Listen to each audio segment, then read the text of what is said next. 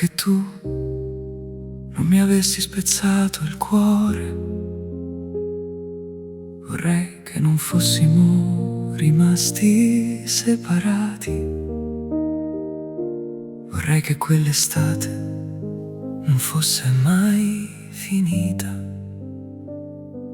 Vorrei che tu non mi avessi amato come hai fatto, perché il mondo in cui viviamo è ancora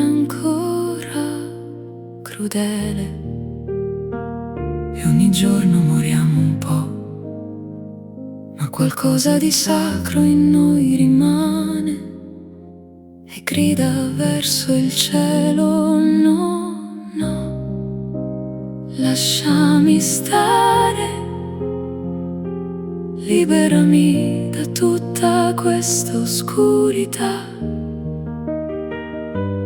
Tristezza, no, no, fammi vedere quella parte di me che non viene mai rubata, portata via. Vorrei non averti spezzato il cuore. Vorrei non dover recitare la nostra parte. Vorrei finali come nei film. Vorrei più stagioni per te e per me. Ci saranno cieli per te, amore mio, pieni di meraviglie. Tu chiederai tutto questo per me e io risponderò: ci saranno mondi, eternità, 1.000.000 di te, 1.000.000 di me. Un sogno senza interruzioni, buono per ridere, buono per piangere. Ci saranno cieli di un passato antico e di un futuro fluido, e inizierai a ricordare che tanto tempo fa, in questo preciso momento, è stata fatta una semplice promessa: che il mio amore per te non sarebbe mai svanito. Scrivimi una canzone sul ricordo di un amore finito male, ma comunque bello e memorabile. Una mattina entrambi gli ex amanti si chiedono se l'altra persona ricordi ancora un velo di rimpianto. Ti auguro il meglio ovunque, comunque tu sia, e con chiunque tu sia.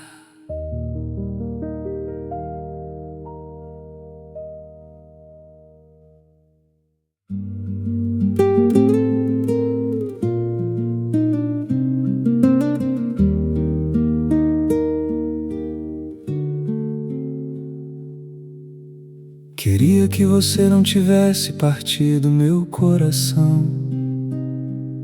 Queria que não tivéssemos ficado separados. Queria que aquele verão nunca tivesse acabado. Queria que você não tivesse me amado como amor, pois o mundo em que vivemos ainda é cruel. E a cada dia morremos um pouco, mas algo sagrado em nós permanece e clama aos céus: não, não, deixe-me em paz. Liberte-me de toda essa escuridão, tristeza. Não, não, deixe-me ver aquela parte de mim que nunca é roubada, levada.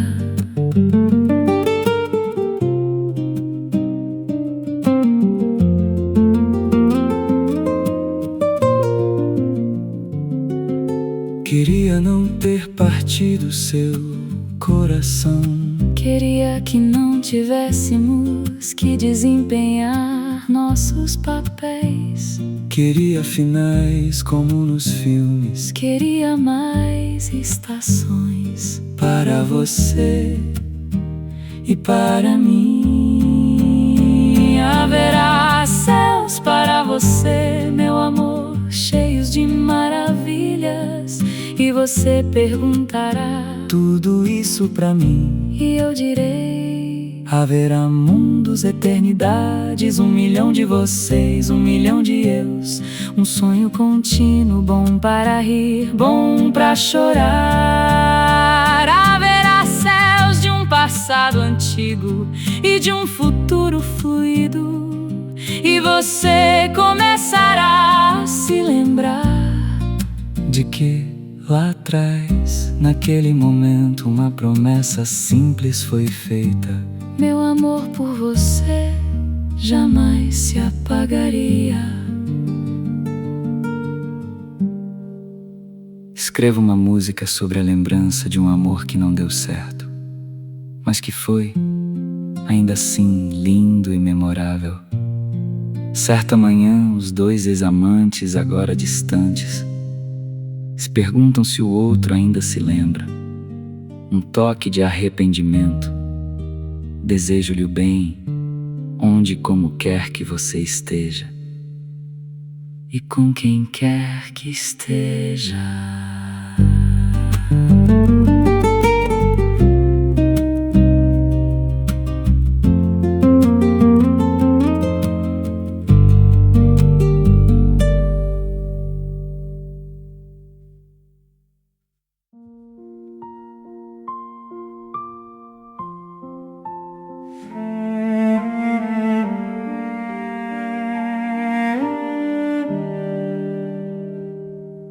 J'aurais aimé ne pas t'avoir brisé le cœur.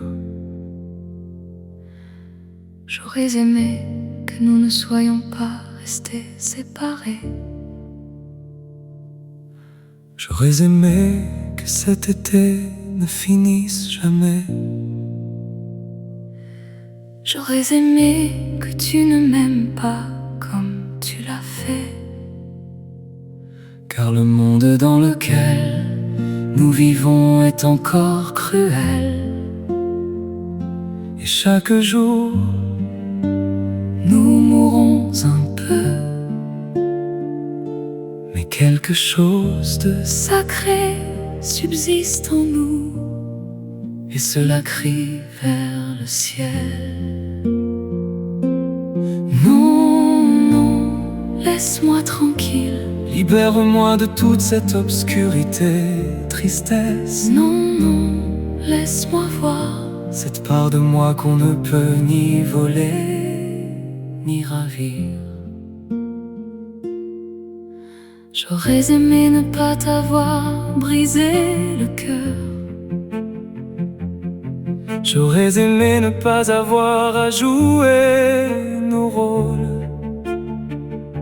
Je rêve de fin comme au cinéma. Je rêve de plus de saisons pour toi et moi.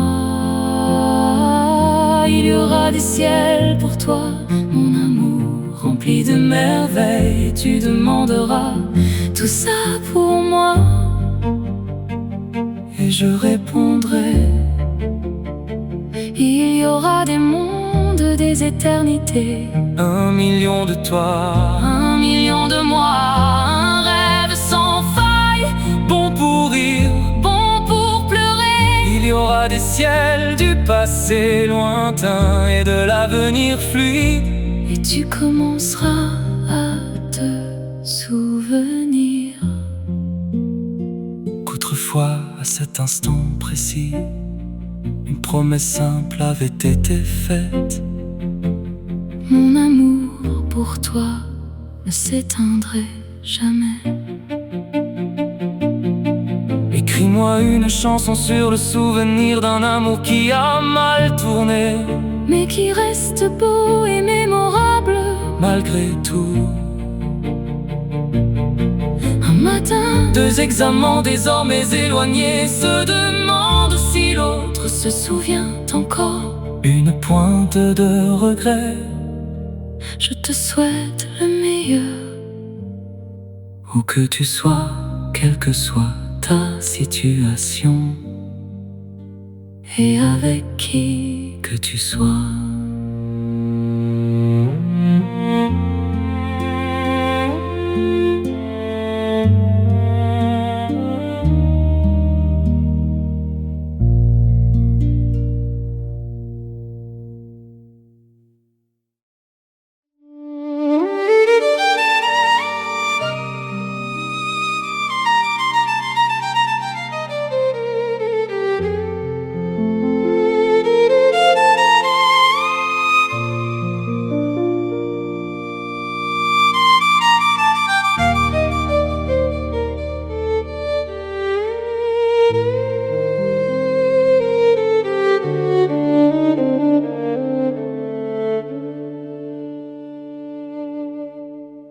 Ước gì em đừng làm tan nát trái tim anh.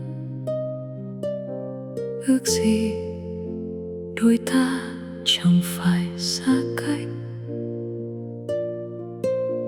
Ước gì mùa hè ấy đừng bao giờ kết thúc.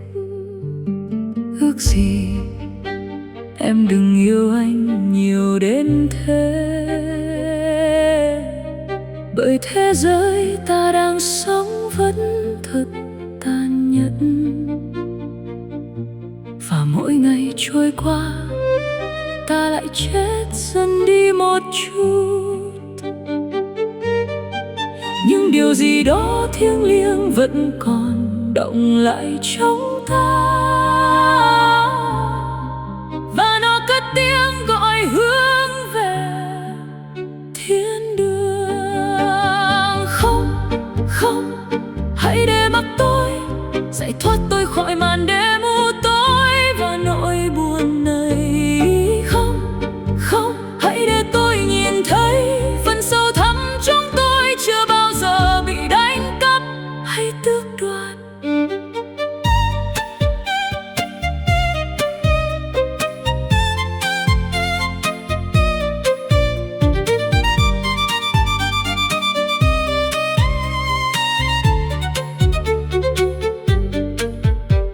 Ước gì anh đừng làm tan nát trái tim em.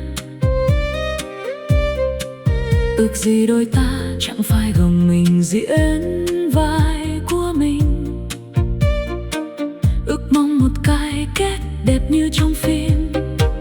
Ước mong thêm nhiều mùa nữa cho đôi ta. Sẽ có những bầu trời dành cho em.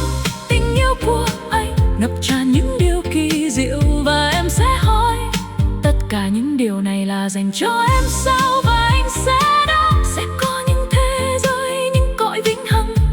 Triệu triệu hình bóng em, triệu triệu hình bóng anh. Một giấc mơ liền mạch đủ để ta mỉm cười, đủ để ta rơi lệ.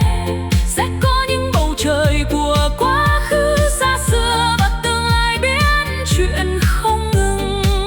Và em sẽ bắt đầu nhớ lại rằng từ rất lâu rồi, ngay tại khoảnh khắc này, một lời hứa giản đơn đã được trao gửi, rằng tình yêu anh dành cho em sẽ chẳng bao giờ phai nhạt. Hãy viết cho tôi một bài hát về nỗi hoài niệm, về một mối tình đã dang dở nhưng vẫn đẹp đẽ và đáng nhớ. Một buổi sáng nọ cả hai người yêu cũ giờ đã